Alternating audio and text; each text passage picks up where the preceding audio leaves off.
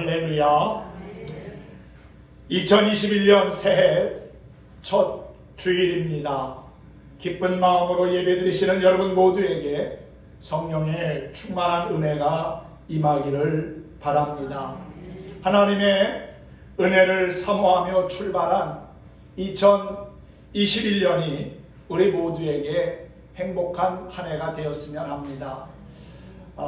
무엇보다도 예배의 성공자가 되기를 소망합니다. 여러 가지 코로나 팬데믹으로 인해서 힘든 상황 속에 있지만은 이러한 상황에서도 우리의 예배가 지속되고 또 예배를 통해서 하나님과의 관계가 회복되고 친밀해지는 복된 역사가 있으면 좋겠습니다. 오늘 새해 첫 주일을 맞이해서 베드로전서 4장 7절에서 11절의 말씀을 가지고 새해에는 이렇게 살아봅시다 라는 주제로 은혜 나누고자 합니다. 요단강 계곡에 아름드리 나무 세 그루가 있었습니다. 세 나무는 서로 자신의 꿈을 나누었습니다. 나는 예루살렘 성전의 기둥이 되어 많은 사람들이 예배하러 오는 것을 바라보며 위로를 얻어야지. 다른 나무도 말합니다. 나는 지중해의 유람선이 되어서 수많은 사람들이 즐거워하는 모습을 보고 싶어. 마지막 나무도 부푼 꿈을 이야기합니다. 나는 큰 나무가 되어 사람들이 나의 그늘 아래서 쉬면서 나를 쳐다볼 때마다 푸른 하늘을 볼 수 있으면 좋겠어. 어느 날 목수가 와서 나무들을 잘랐습니다. 예루살렘 성전으로 가고자 했던 나무는 베들레헴 마구간에 가서 구유가 되었습니다. 그런데 그 구유에 아기 예수가 누우셨습니다. 유람선이 되려고 했던 나무는 갈릴리 바다의 작은 고깃배가 되었습니다. 베드로가 주인인 이 배에 예수님이 올라 설교하셨습니다. 또 많은 사람들의 그늘이 되겠다고 하던 나무는 십자가가 되어 골고다 언덕에 세워졌습니다.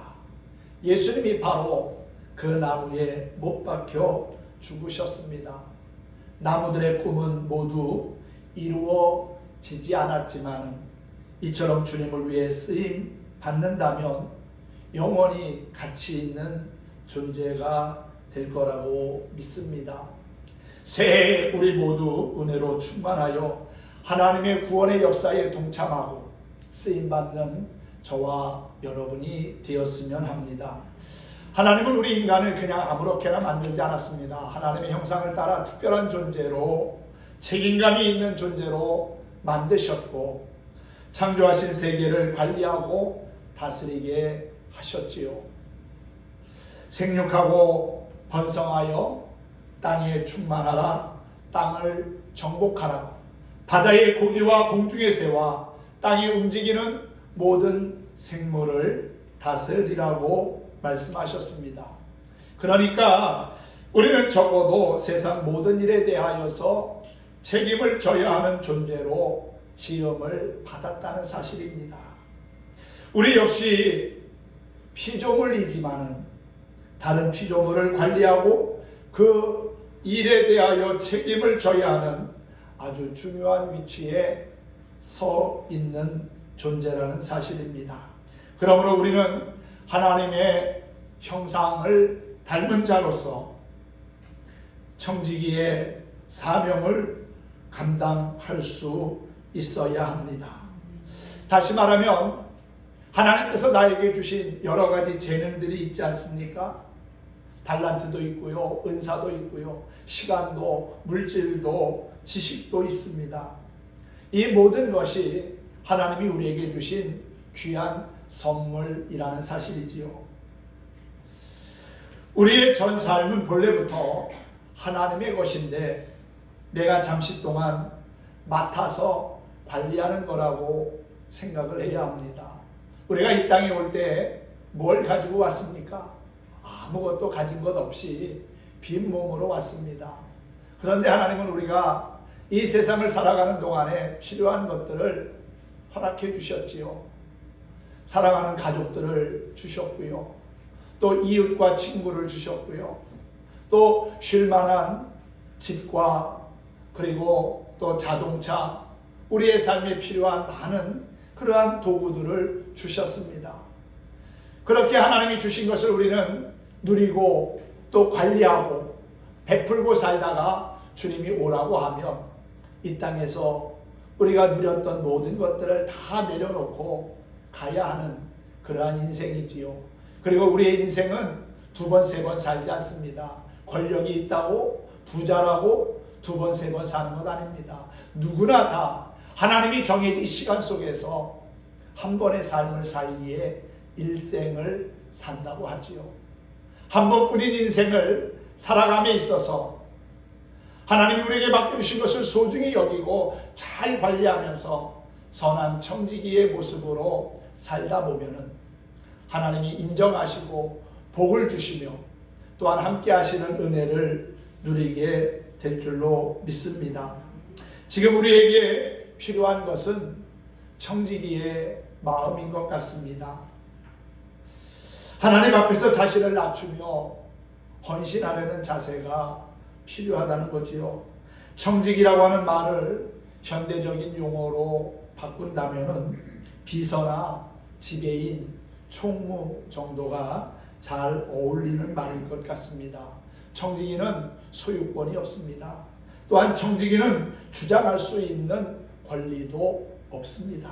다만 맡겨진 일에 충성을 다할 뿐이지요. 주인이 오라고 하면 오고 가라고 하면 가는 겁니다.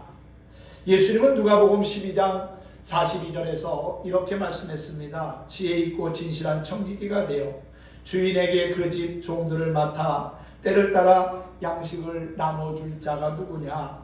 주인이 이를 때에 그 종에 그렇게 하는 것을 보면 그 종이 복이 있으리라 했습니다. 우리는 모두들 다 청지기입니다. 주님의 청지기라는 거지요. 내가 좋은 청지기가 되려고 하면 주인의 마음에 합한 삶을 살아야 하고요. 나의 유익보다는 주님의 영광을 위하여 살아가야 합니다. 주인의 기쁨이 되는 삶을 살아야 한다는 것이지요. 청지기의 삶을 사는 사람에게 필요한 세 가지의 요소가 있습니다. 충성과 성실 그리고 지혜입니다. 그러므로 2021년 새해에는 우리가 청지기적인 자세를 가지고 주님 앞에 충성하며 성실과 지혜로 우리의 삶을 아름답게 잘 가꾸면 좋겠습니다. 오늘 본문의 말씀은 사도 베드로가 말세를 살아가는 사람들에게 주는 교훈입니다. 만물의 마지막이 가까웠으니 라고 오늘 7절에 시작하고 있지요. 이 말은 주님의 재림의 시간이 점점 가까워지고 있다는 겁니다. 하나님이 주신 2021년을 살면서 만물의 마지막이 점점 가까워지는 이때에 우리는 어떻게 살아야 할까요? 첫째는 정신 차리고 살아야 합니다. 7절 말씀을 다시 한번 봅니다. 만물의 마지막이 가까웠으니 그러므로 너희는 정신을 차리고 그랬습니다. 정신을 차린다고 하는 말은 감정대로 살지 않고 감정이 이성에 의해서 적절하게 통제를 받아서 사는 생활을 말합니다. 올바른 마음, 침착한 마음을 의미하기도 합니다. 영국의 유명한 신학자인 윌리엄 바클레이라고 하는 사람은 현대는 신학의 위기라고 하기보다는 윤리의 위기다라는 말을 했습니다. 신학적으로도 이단들이 여기저기서 생겨나서 믿음의 사람들을 혼란하게 만들고 사회를 불안하게 하지만 그보다 더 중요한 문제는 도덕적으로 윤리적으로 기본적인 삶의 모습을 잃어버리고 살아가고 있다는 겁니다. 우리가 살아가고 있는 오늘에 있어 윤리와 도덕이 실종되다 보니 정신을 차리지 않으면 주님이 걸어가신 십자가의 길을, 또한 믿음의 길을 걸어가기가 대단히 어렵습니다. 우리 주변에는 정신을 차릴 수 없게 하는 것들이 얼마나 많이 있는지 모릅니다. 죄의 유혹과 시험과 도전이 바로 그런 것들이지요. 그러므로 정신을 차려야 합니다. 사람들은 여러 많은 것들에 취해서 살아갑니다. 비단 술에 취해서만 사는 게 아닙니다. 자만심에 취해 사는 사람도 있고요. 쾌락에 취하여 사는 사람도 있습니다. 물질과 부의 축적에 취해 사는 사람도 있고요. 허무한 사상에 취하여서 아까운 세월을 낭비하며 살아가는 이들도 있습니다. 무엇보다도 세월을 아껴야 합니다. 한 번뿐인 인생을 우리가 살고 있기 때문에 그렇습니다. 시간은 곧 생명입니다. 시간을 낭비하는 것은 곧 생명을 낭비하는 것과 같습니다. 1년은 12달로 나누어져 있지요. 그리고 52주로 나누어져 있고 365일로 나누어져 있습니다. 시간으로 하면요 8760시간이 1년입니다. 또 그 1년을 분으로 쪼개면은 525,600분입니다. 또 초로 쪼개면은 더 많아지겠지요. 3153만 6천 초가 1년이라는 거예요. 오늘 하루 24시간 1440분이고요. 8만 6,400초입니다. 이러한 시간은 한번 흘러가면 되돌아오지 않습니다. 그러므로 우리는 정신을 차리며 세월을 아끼는 삶을 살아야 될 줄로 믿습니다. 우리가 조금 전에도 찬송가 불렀는데요.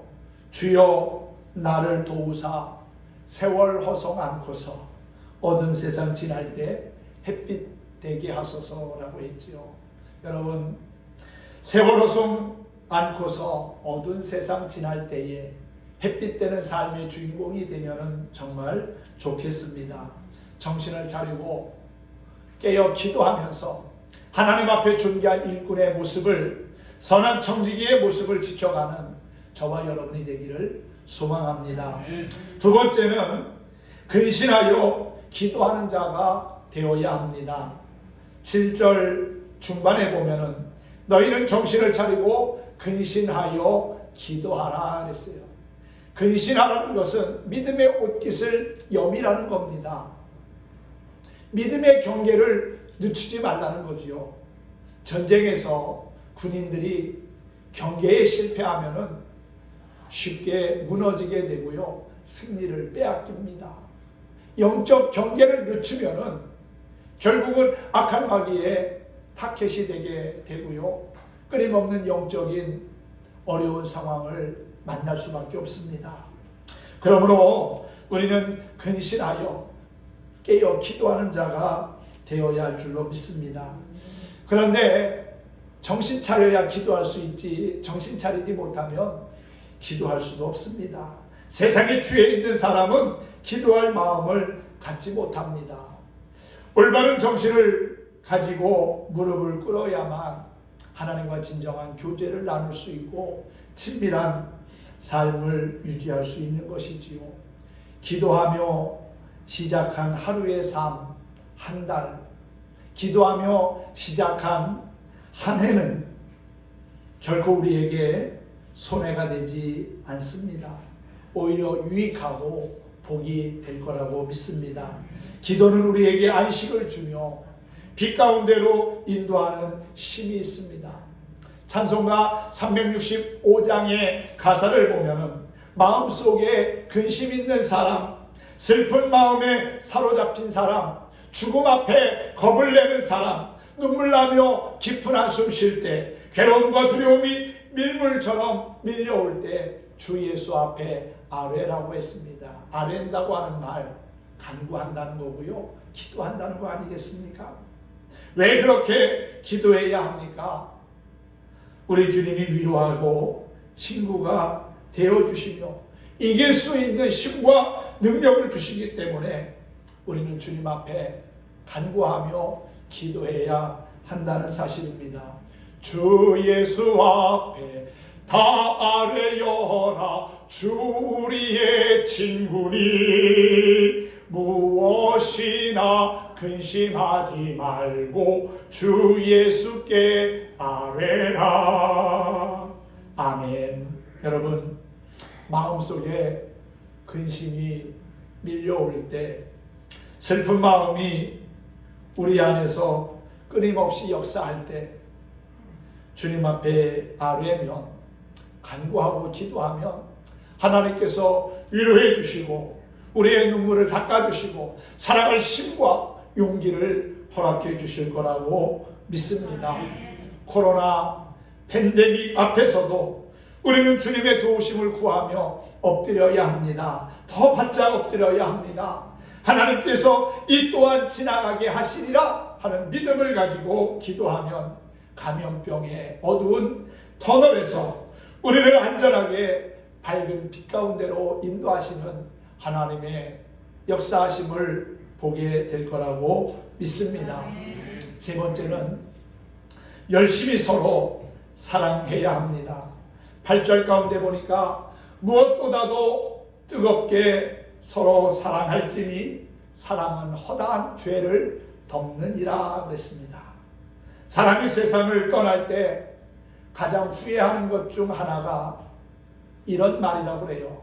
내가 살아있을 때, 건강할 때 조금 더 가족들을 사랑하고 이웃을 사랑할 걸 하는 그러한 후회의 마음을 갖는다는 겁니다. 좀 더 내가 사랑했으면 좋았을 걸, 그렇지 못했다는 아쉬운 마음을 가지고 세상을 떠나는 이들이 많이 있다는 거예요.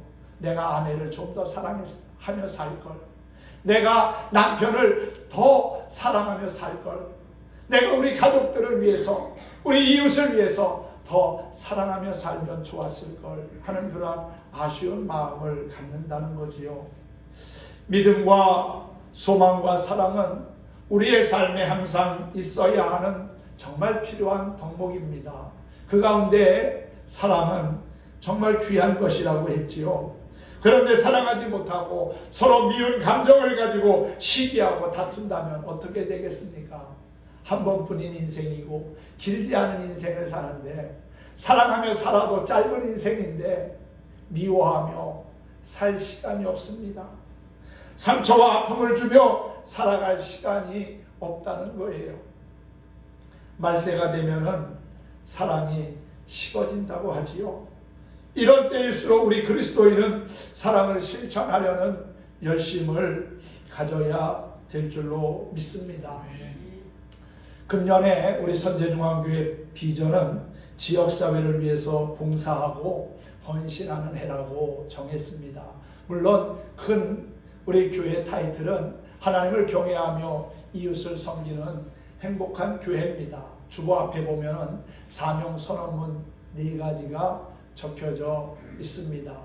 예배를 통해서 하나님의 자녀된 기쁨을 누리고, 또 지역사회를 위해서 봉사하고 헌신하며 하나님의 소원인 영혼 구원에 힘써 건강한 신앙 공동체를 이루는 것이 우리 선제중앙교회가 이곳에 존재해야 할 이유라는 거지요.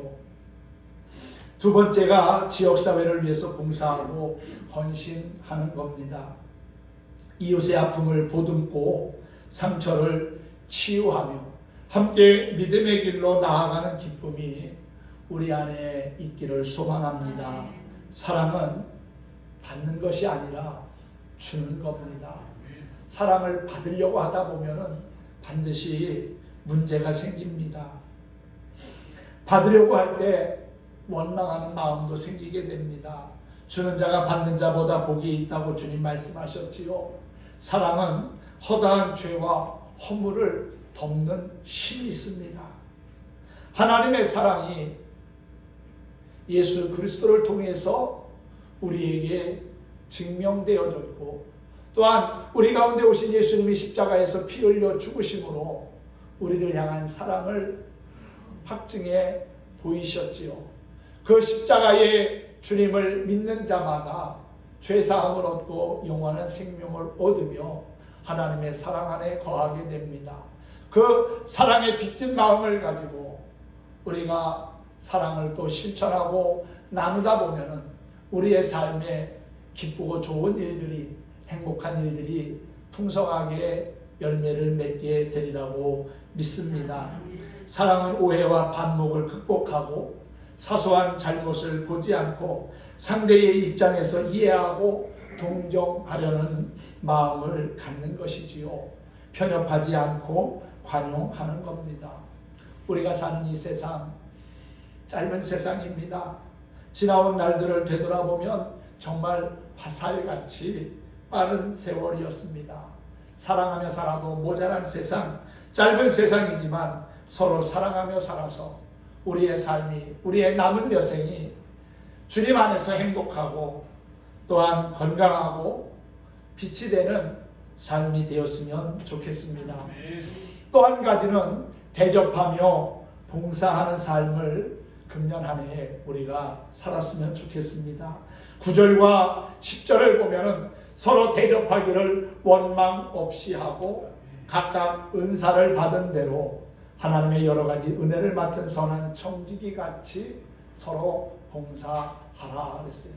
왜 나만 해야 합니까? 왜 내가 해야 합니까? 그게 아니라 제가 하겠습니다. 제가 섬기겠습니다. 제가 더 열심히 봉사하겠습니다. 라고 하는 그러한 모습으로 우리 모든 성도들이 하나 된다면 분명히 하나님이 기뻐하시고 영광을 받으실 뿐만 아니라 우리의 삶에 아름다운 열매가 맺히게 하실 거라고 믿습니다.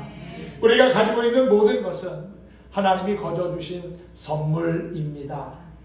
우리의 소유는 하나님이 잠시 맡겨주신 것이므로 우리는 다만 하나님의 뜻대로 사용되는 청직이라는 사실을 기억해야 합니다. 각각 은사를 받은 대로 서로 봉사하라고 했지요. 하나님은 각자에게 다양한 은사를 주셨습니다. 우리 모두가 다 똑같은 은사를 가지고 있는 것 아닙니다. 어떤 사람은 잘 섬기고 봉사하는 은사를 가진 사람도 있고요. 또 어떤 사람은 전도 잘하는 은사를 가진 이도 있습니다. 또 어떤 사람은 병을 잘 고치는 은사를 가진 이도 있고요. 또 물질을 잘 소유하고 그것을 잘 불리는 그러한 물질의 복의 은사를 가진 이도 있습니다. 다양한 은사가 있는데 그 다양한 은사들이 그리스도 안에서 서로가 화합함을 이룰 때 마치 오케스트라의 다양한 악기들이 지휘자의 지휘에 따라서 멋진 음악을 만들어내는 것처럼 우리의 인생의 지휘자이신 예수 그리스도를 바라보면서 주님이 우리에게 주신 은사의 가장 각색대로 서로 섬기며 서로 높이며 존경하며 사랑하다 보면은 우리 교회 안에서 아름다운 화음이 울려 퍼지게 될 것이고요. 서로에게 큰 기쁨과 감동이 이어지게 될 거라고 믿습니다. 하나님께서는 각 사람에게 서로 다른 은사를 주셨습니다. 그 은사는 서로 우월하고 열등한 것을 비교하거나 자기의 유익과 또한 자랑을 위하여 사용되는 것이 아니라 주님의 몸된 교회를 세우고 또한 서로를 유익하게 하기 위함이라는 사실입니다. 우리 그리스도인들은 자신들이 받은 은사를 가지고 자랑하기보다는 겸손한 모습으로 서로 섬기고 봉사해야 합니다. 참으로 복 있는 사람은 얼마나 많은 것을 가지고 있느냐가 아니고 자기로 말미암아 얼마나 많은 사람이 혜택을 입고 복을 누리느냐 하는 것을 갖고 생각을 하고요. 또한 자기만 기뻐하고 즐거워하는 자가 복이 있는 사람이 아니라 나로 말미암아 얼마나 많은 사람이 기뻐하고 즐거워하느냐에 딸려 있다는 겁니다. 각자에게 주신 은사로 섬기고 나누고 베풀며 살아서 하나님께는 영광을 돌리고 또한 주변 사람들의 마음에는 기쁨을 한아름 안겨주는 저와 여러분이 되기를 간절히 소망합니다. 마지막으로 모든 영광은 하나님께 돌리는 겁니다. 내가 이만큼 했습니다. 내가 이만큼 헌신했습니다, 내가 이렇게 했습니다, 자신을 드러내고 높이는 것이 아니라 모든 영광은 하나님이 받으셔야 합니다. 주님이 하셨습니다. 나는 단지 그분의 일꾼과 도구로 살았을 뿐입니다. 나는 단지 그분의 청지기입니다 라고 하는 그러한 삶의 고백이 있어야겠지요. 우리가 하는 모든 선행은 모두 하나님께서 주신 것을 가지고 하는 것이요, 선을 행할 만한 믿음과 힘과 마음까지도 하나님께서 주신 것이기 때문에 자랑할 수 없고 오직 모든 것을 공급하신 하나님께만 영광을 돌려야 한다는 것입니다. 나는 무익한 종입니다. 단지 나의 행할 것을 했을 뿐입니다. 이것이 겸손한 그리스도인의 모습 아니겠습니까?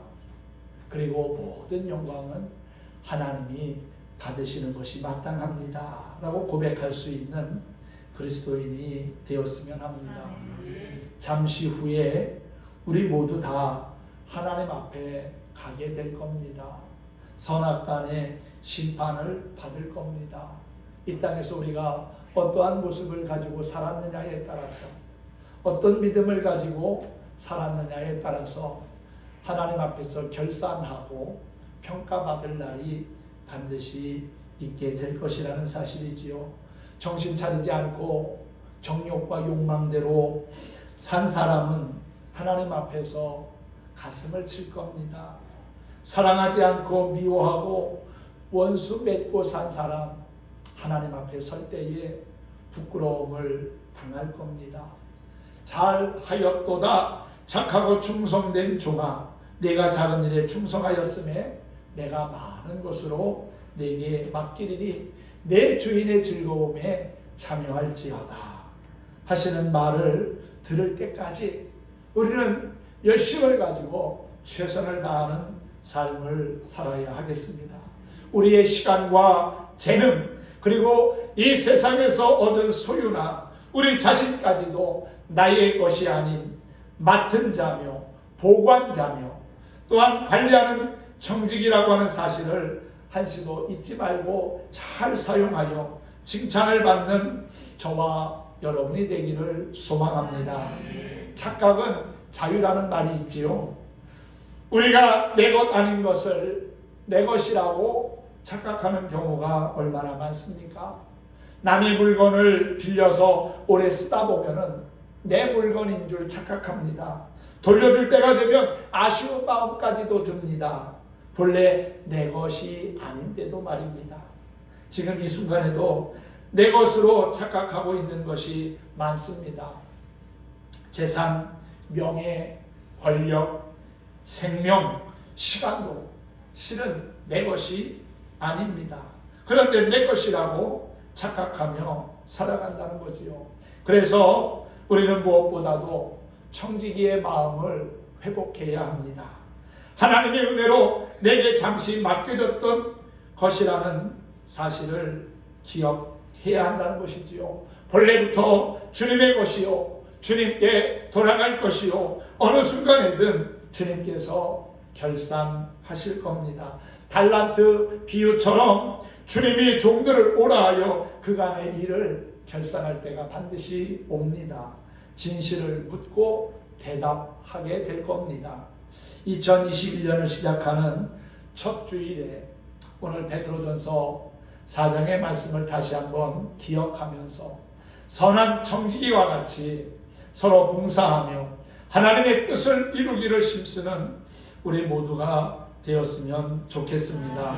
새해 첫 주일부터 정신을 바짝 차리고 근신하여 기도하며 열심으로 사랑하고 서로 원망 없이 대접하기를 힘쓰면서 하나님의 영광을 위하여 산다면 2021년 한 해가 우리 모두에게 멋지고 행복한 한 해가 될 거라고 믿습니다. 시편 146편 5절을 보면은 여호와 자기 하나님에게 소망을 두는 자는 복이 있다고 했습니다. 비록 우리는 땅에 살고 있지만 우리의 소망은 하늘에 있다는 것을 기억하고 하나님을 의지하는 믿음의 삶에 최선을 다할 수 있기를 소망합니다. 새해에는 하나님의 자녀답게 살아봅시다. 정말 잘 살아봅시다. 할렐루야. 하나님의 마음에 기쁨과 그리고 감동을 드리는 행복한 인생의 주인공들이 될 수 있기를 예수님의 이름으로 축원합니다. 축복합니다.